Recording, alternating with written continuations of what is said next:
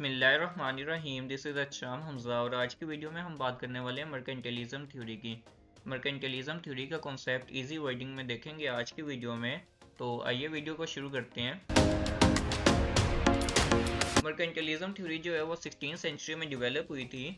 तब के दौर में जो एक करेंसी नाम की कोई चीज़ मैटर नहीं करती थी। तो 16th सेंचुरी में जो है वो गोल्ड और सिल्वर की बेस पे इंपोर्ट और एक्सपोर्ट होती थी और सारा लेन देन का प्रोसेस होता था।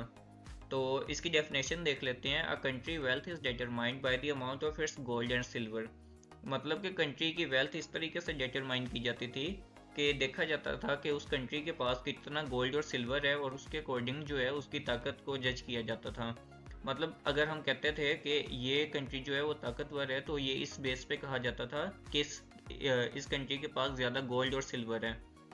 तो अब इस चीज़ के लिए गवर्नमेंट क्या करती थी? गवर्नमेंट ट्रेड सरप्लस करती थी। ट्रेड सरप्लस क्या होते हैं कि वो ज़्यादा से ज़्यादा एक्सपोर्ट करती थी और लेस इंपोर्ट करती थी।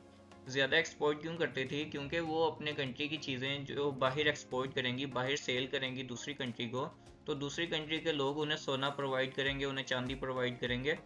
तो इससे क्या होगा कि वो कंट्री स्ट्रॉन्ग होगी।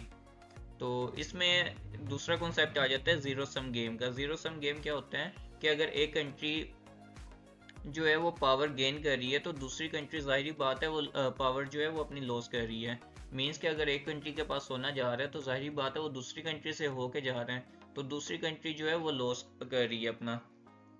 उसके बाद एक्सपोर्ट जो है वो रेफर करती थी प्रमोशन को। मींस गवर्नमेंट ये कहती थी कि जो लोग एक्सपोर्ट करेंगे ज़्यादा से ज़्यादा गवर्नमेंट उन्हें प्रमोट करेगी। और अगर कोई इंपोर्ट करता था तो उस पर जो है वो गवर्नमेंट रिस्ट्रिक्शंस लगाती थी। तो आगे देख लेते हैं। Government also give the subsidies to the factors of production. इसमें कहा जा रहा है कि गवर्नमेंट जो है वो सब्सिडीज प्रोवाइड करती है फैक्टर्स ऑफ प्रोडक्शन को। फैक्टर्स ऑफ प्रोडक्शन कौन कौन से होते हैं? लाइक हमारे पास लैंड या लेबर है, कैपिटल है एंड एंटरप्राइजेज हैं। मीन के गवर्नमेंट जो है वो अपने लोगों को जो है वो सब्सिडीज देती थी ताकि वो ज़्यादा से ज़्यादा प्रोडक्ट्स को एक्सपोर्ट करें और सोना जो है वो अपनी कंट्री में लेके आएँ। और गवर्नमेंट जो है वो टैरिफ्स लगाती थी इंपोर्ट के ऊपर। मींस के टैक्स लगाती थी ताकि लोग जो है वो बाहर से प्रोडक्ट्स ना खरीदें और अपनी कंट्री से जो है वो प्रोडक्ट्स परचेज करें। तो मैंने इसकी एक एग्जांपल दी हुई है। फॉर एग्जांपल यहाँ पे एक लैपटॉप है, इसकी जो अपनी प्राइस है कंट्री में वो है 50,000। मींस कि हमें अपनी कंट्री से 50,000 का लैपटॉप एक मिल रहा है, लेकिन बाहर से जो वही लैपटॉप हमें 40,000 में मिल रहा है। मींस के 10,000 जो है वो सस्ता मिल रहा है। तो अब पर्सन क्या करेगा कि वो बाहर से वो लैपटॉप ख़रीदना चाहेगा। तो गवर्नमेंट इसके लिए क्या करेगी कि उस पे 50% टैक्स जो है फॉर एग्जांपल वो इम्प्लीमेंट कर देती है। वो कहती है कि अगर कोई बाहर से चीज़ मंगवाएगा तो उसके ऊपर 50% उसे टैक्स भी देना होगा। तो अब वो 40,000 की जो लैपटॉप उसे बाहर से मिल रहा है तो अब उसकी प्राइस टैक्स के साथ 60,000 हो जाएगी। तो वो पर्सन क्या करेगा? वो ये डिसाइड करेगा कि वो अपने कंट्री से 50,000 में लैपटॉप ले ले, ना कि वो बाहर से 60,000 में ले। तो ये मर्केंटलिज्म का कॉन्सेप्ट था।